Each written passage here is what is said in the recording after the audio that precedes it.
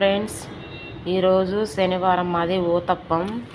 దానికి కావాల్సినవి చూద్దాం. ఉల్లిపాయలు ఒక 10 కోసాడు చిన్న చిన్నవి, పచ్చిమిరపకాయలు ఒక 5-6 కోసాడు.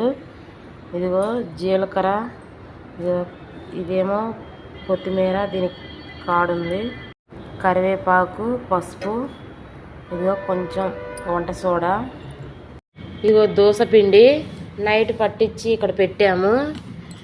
ఇదైతే 3 కేజీలు దోసపిండిలో ఒక 1/2 కేజీ ఉద్దిపప్పు వేసాము. బియ్యంలో పట్టించి నైట్ పెట్టాము. కొంచెం రైస్ వేసి, ఇదిగో చూడండి ఎలా ఉబ్బిందో బాగా. ఇప్పుడు కొంచెం ఉప్పు వేసి కలుపుదాం. ఉప్పు వేసి కలుపుకోవాలి. ఇవన్నీ వేసుకొని బాగా కలుపుకోవాలి. ఇప్పుడైతే మాత్రం అలా కలపకూడదు, ఎందుకంటే కొంచెం వాటర్ వేసుకొని కలుపుకోవాలి.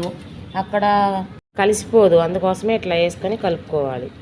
మొత్తం మిక్స్ చేయాలి బాగా. సరిపోకపోతే ఉప్పు అవి చూసుకొని వేసుకోవాలి. వాటర్ వేస్తా కొన్ని.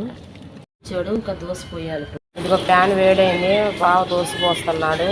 ఇప్పుడు 6 దోశలు వేస్తాడు బావ. ఆయిల్ వేసాడు, తిరగవేయాలి. మనం పసుపు వేసాము కదా, అందుకే అలానే ఉంటాయి అవి.